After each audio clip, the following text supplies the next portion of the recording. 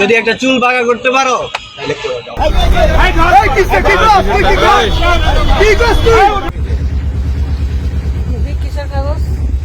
বাংলাদেশের সবচেয়ে বেশি চাঁদা তোলে যে 10 জায়গায়। চাঁদাবাজি হলো কোনো ব্যক্তি বা সত্তার কাছ থেকে অর্থ বা সম্পত্তি লাভের জন্য হুমকিমূলক বল, সহিংসতা বা ভয় দেখানোর মাধ্যমে অর্থ বা সম্পত্তির বেআইনি আদায়। চাঁদাবাজি আজ আমাদের সমাজের একটি ক্যান্সারের নাম।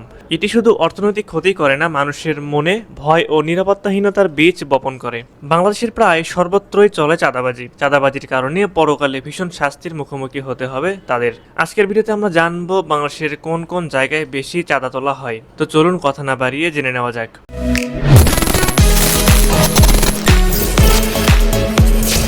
নম্বর 10, লঞ্চ ফেরিঘাট। চাঁদাবাজি দেশের সর্বত্র ছড়িয়ে পড়েছে, বাদ নেই লঞ্চ ও ফেরিঘাটে। বরিশালের ভোলায় লঞ্চ ফেরিঘাটে সব থেকে বেশি চাঁদা তোলা হয়। নম্বর 9, দেশের বিভিন্ন স্ট্যান্ডে বা বন্দরে চাঁদা আদায় করা হয়। দেশের প্রতি জেলা উপজেলার বিভিন্ন স্ট্যান্ডে চলে চাঁদাবাজি। অটো, সিএনজি, রিক্সা কোনো কিছু বাদ পড়ে না চাঁদাবাজি থেকে। নম্বর 8, হাট বাজার। দেশের ছোট বড় সব ধরনের হাট বাজারে টোল আদায়ের পাশাপাশি চলে চাঁদাবাজি। নম্বর 7, রেলওয়ে স্টেশন।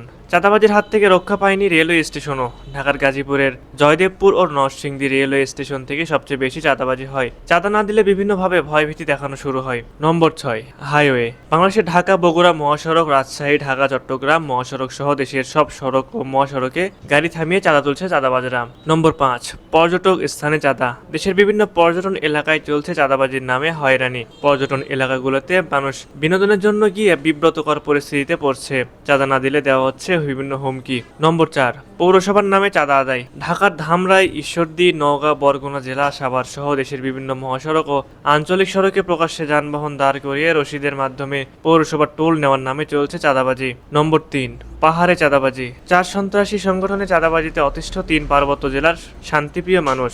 ব্যবসা বাণিজ্য ও নির্মাণ কাজ থেকে শুরু করে কোনো কিছু করতে গেলেই এই সশস্ত্র সংগঠনের সদস্যদের দিতে হয় চাঁদা। পার্বত্য চট্টগ্রামে বছরে প্রায় 400 কোটি টাকা চাঁদাবাজি হয়। নম্বর 2, ফুটপাতে চাঁদাবাজি। ফুটপাত দখল করে সক্রিয় দোকানগুলো থেকে দিনের পর দিন মোটা অঙ্কের চাঁদা তোলা হচ্ছে। বাংলাদেশ হকার্স ফেডারেশনের দাবি, ঢাকার ফুটপাতে হকারদের কাছ থেকে বছরে 3000 কোটি টাকা চাঁদা তোলা হয়। সেই হিসাবে প্রতিদিন 8 কোটি টাকারও বেশি চাঁদা আদায় হয়। সবশেষ নম্বর 1, বাস টার্মিনাল। বাংলাদেশে সবচেয়ে বেশি চাঁদাবাজি হয় বাস টার্মিনালগুলোতে। মহাখালী, গাবতলী ও সায়েদাবাদ বাস টার্মিনালে সব থেকে বেশি চাঁদা তোলা হয়। ঢাকা শহরের 53টি পরিবহন টার্মিনাল ও স্ট্যান্ড থেকে প্রতিদিন 2 কোটি 21 লাখ টাকা চাঁদাবাজি হয়। প্রতি মাসে এটি 66 কোটি 30 লাখ টাকা, আবার কখনো তা বেড়ে 80 কোটি টাকা পর্যন্ত পৌঁছায় বলে একটি সরকারি তদন্তে উঠে এসেছে। বর্তমানে চাঁদাবাজি সমাজে সর্বত্র ছড়িয়ে পড়েছে। পরিবহন খাত থেকে শুরু করে ফুটপাতের ব্যবসা, সর্বত্রই চাঁদাবাজরা রাজত্ব করছে।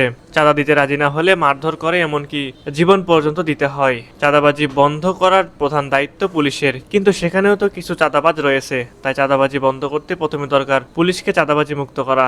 আমাদের সকলের উচিত চাঁদাবাজদের বিরুদ্ধে রুখে দাঁড়ানো।